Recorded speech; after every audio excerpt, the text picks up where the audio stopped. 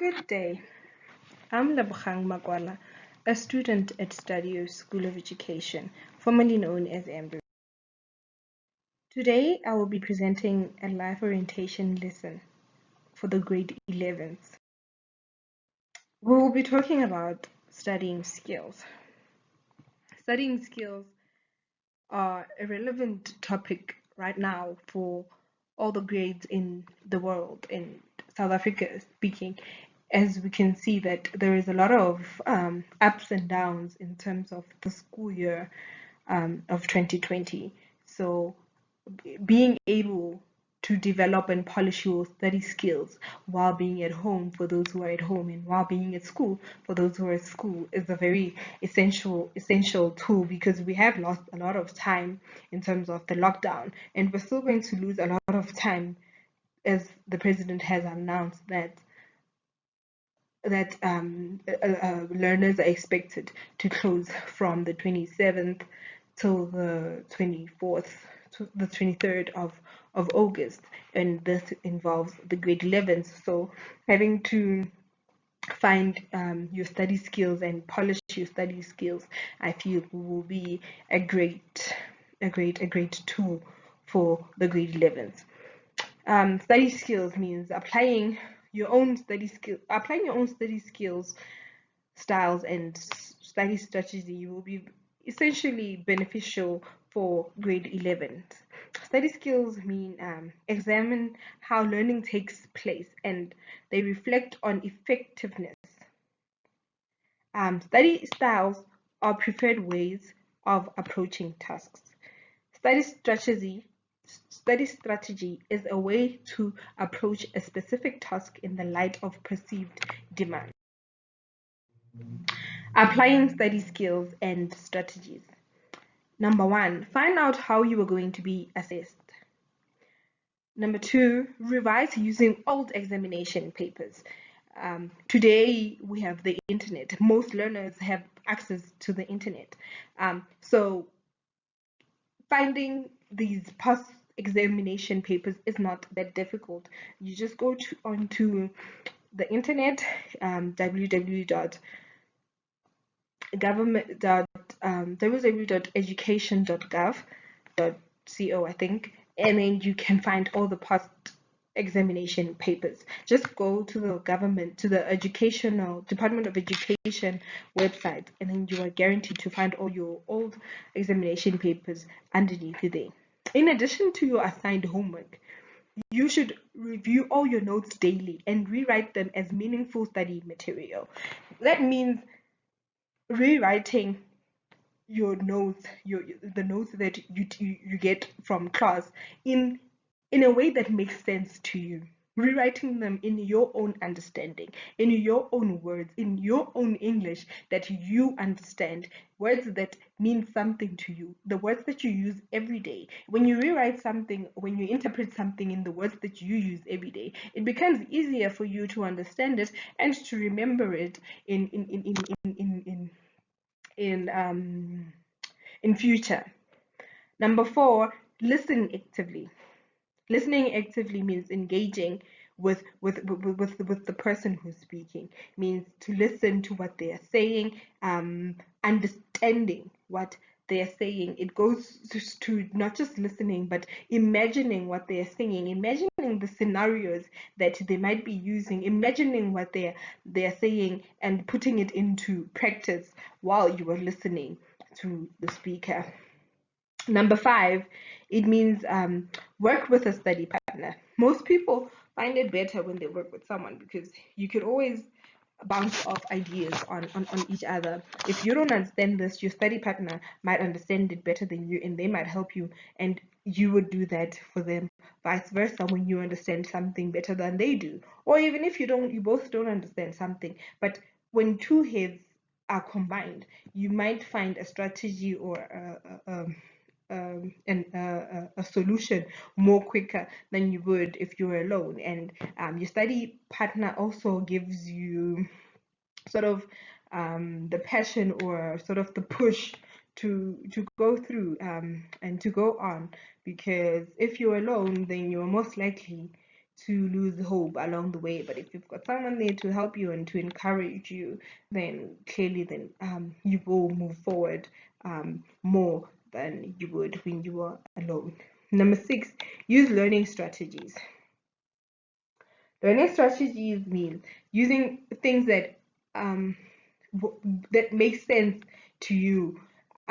If you prefer having a mind map, then use that strategy for you to gain more knowledge by using that. If, say, we're talking about study skills, and in the center of your mind map you write study skills, and then you write, but I like to read out loud, then you draw from your mind map reading out loud. I like to close my book and recall what I was reading, then you write that. So that is also a strategy that one can use. Number 7, pay attention to your attention span.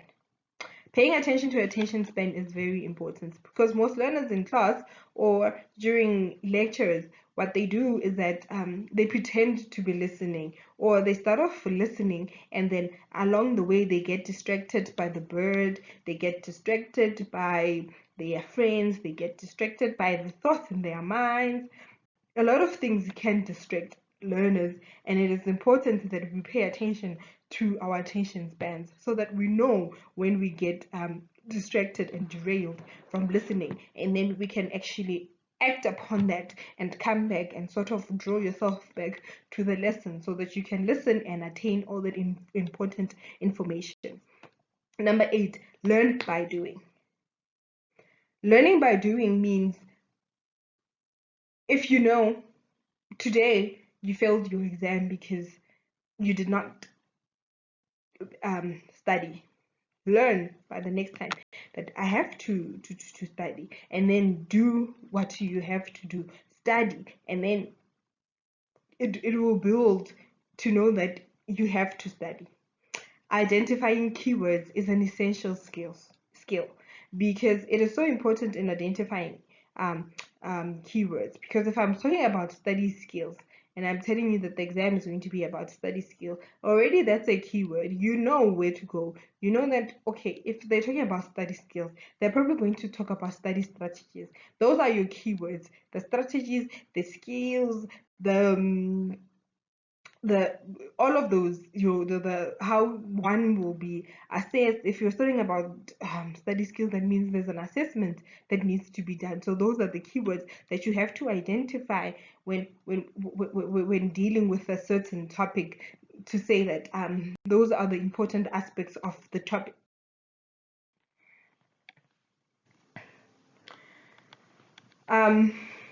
Assessment and examination writing skills. What is an assessment? An assessment is the process of identifying, gathering, and interpreting information about your achievement in order to assess your development and improve your learning and teaching. Where evaluation is the process whereby the information obtained through assessment is interpreted to make judgments about your level of competence.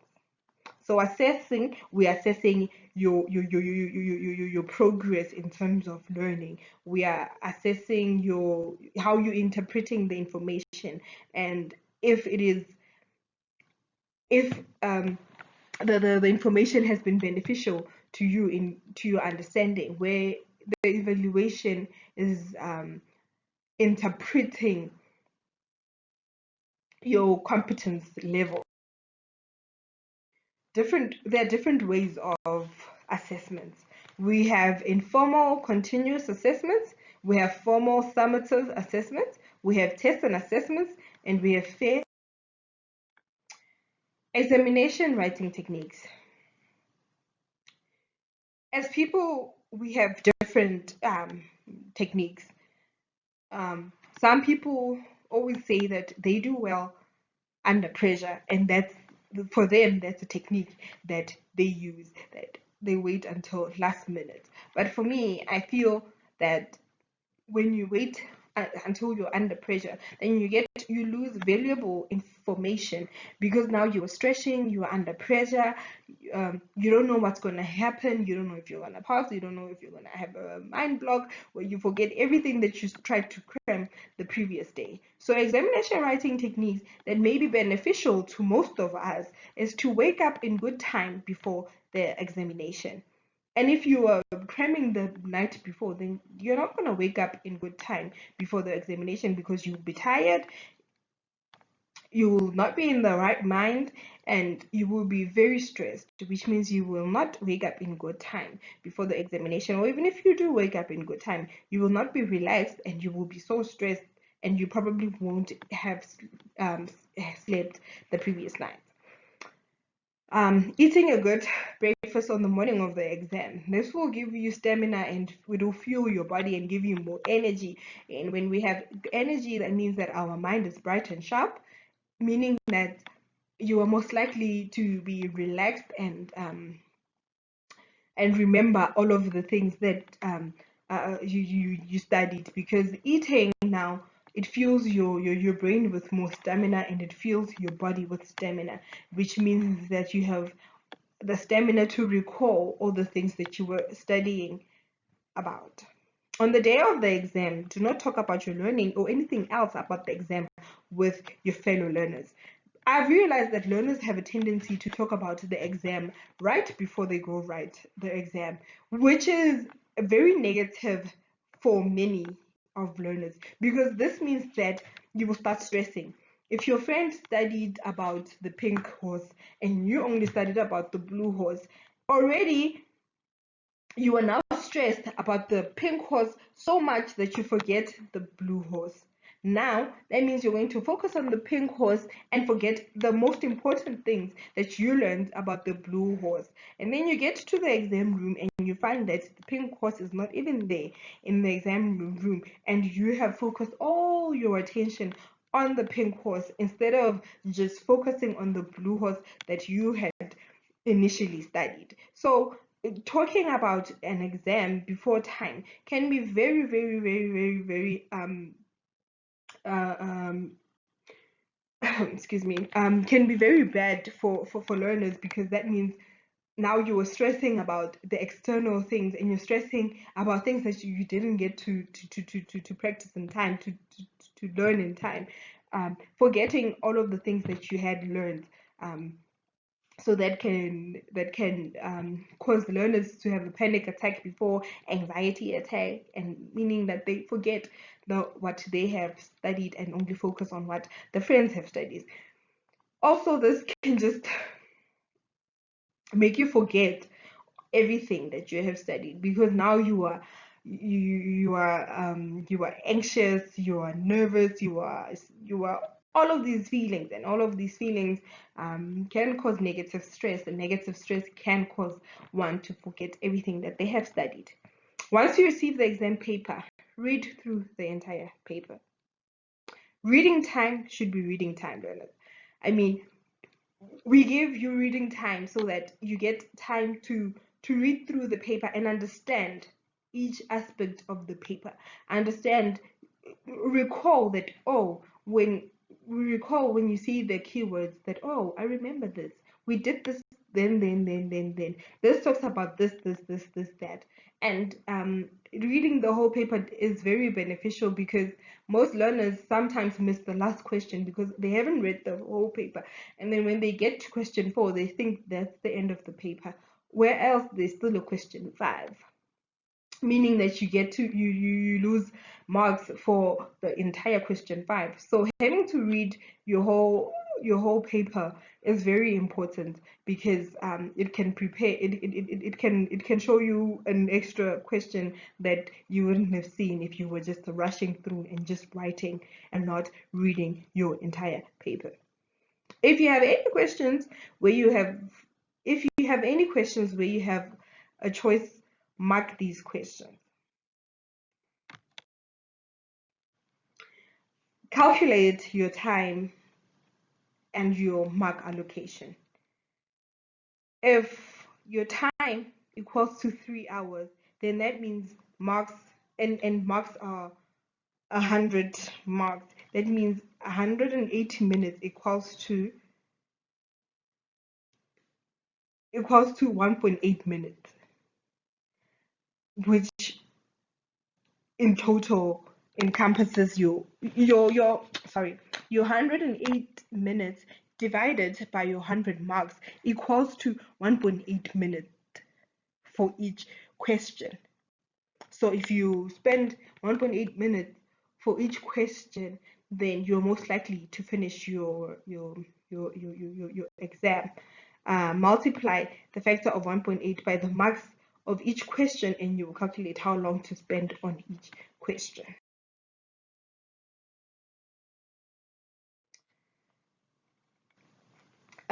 Read the questions at least twice before you answer it. This is important because you might think you have read a question properly, but you have missed key points of the question, and in turn, then you might find yourself answering a wrong question and not answering the question properly.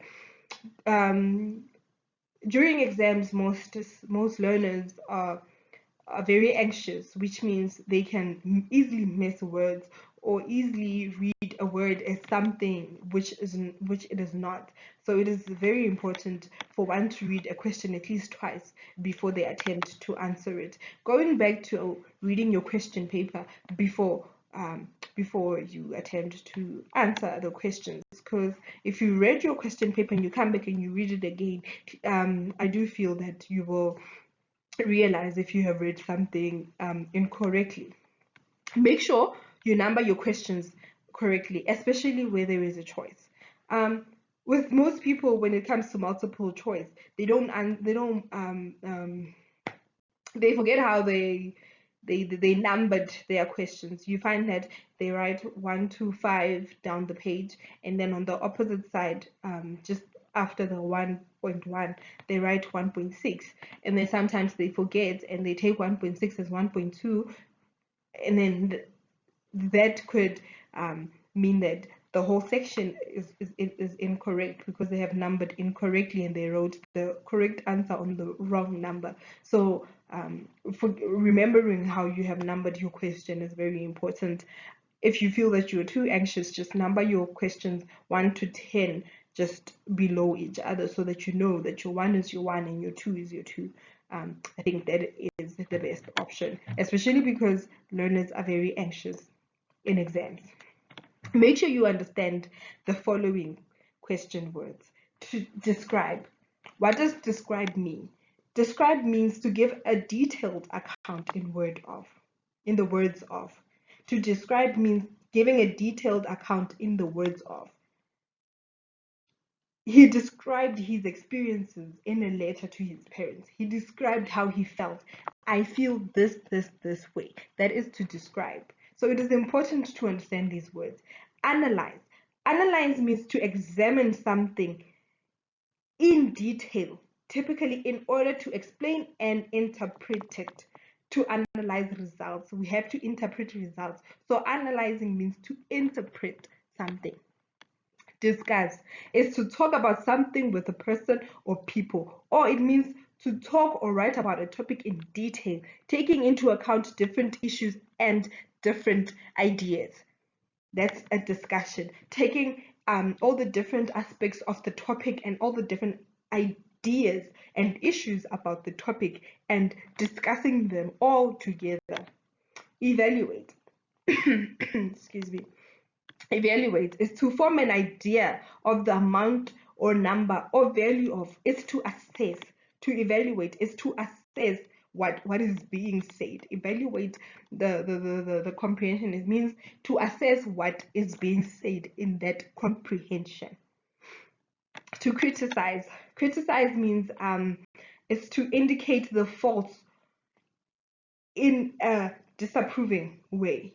To criticize means to, if you're giving a if you were giving a passage, how do you disagree? How do you disprove that passage? How do you criticize and disprove that passage? It is to form and express a judgment in the literature. Contrast means um, the state of being strikingly different from something else, or to close association means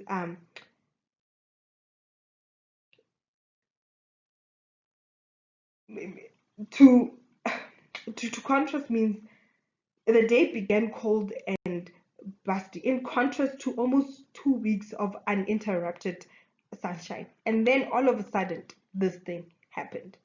Compare means to form the comparative and superlative degrees of. To compare. I'm comparing an apple to a banana. What are the differences between an apple and a banana? And what are the similarities between the two? Goal setting skills. Study skills.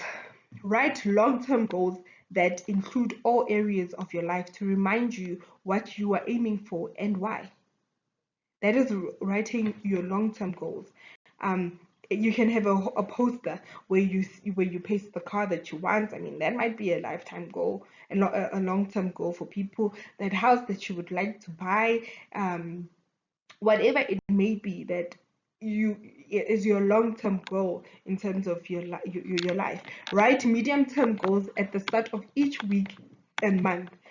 Medium-term goals are goals that you see yourself reaching in the next week, in the next month. Write down your homework due dates and test dates as you receive them. This helps you to know that you have a test 1 week from today, and to sort of prepare for the test on a daily basis. Write your daily goals in your planner each day, that it may remind you that today you have a goal to write your exam. Today you have a goal to finish your assignment on time. That might be a goal. Review your short-term goals every day to see if you have reached them. If you haven't reached them, to see why you haven't reached them. What is hindering you reaching those short-term goals?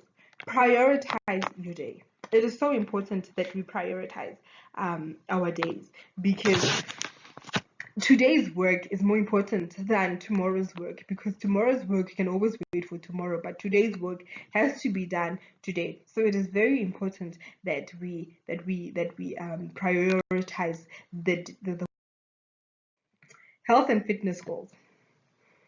You should be exercising every day. Focus on small but challenging steps. Weekly or monthly goals will let you experience regular small successes. Don't be discouraged by non-achievement of short-term goals. Instead, work on those short-term goals until you achieve them. Reward yourself for your achievements. Tell people about your goals and ask them to support you. Support does not mean them criticizing you, but it means them telling you that, oh, there is a slim change, but you can do better. You can do this and this and this, and then they can offer support either by walking with you, by running with you, or by eating healthy with you. Stay focused. Focus on your goals. Avoid the all or nothing trap. Thank you so much for listening to this lecture. I hope to see you next time.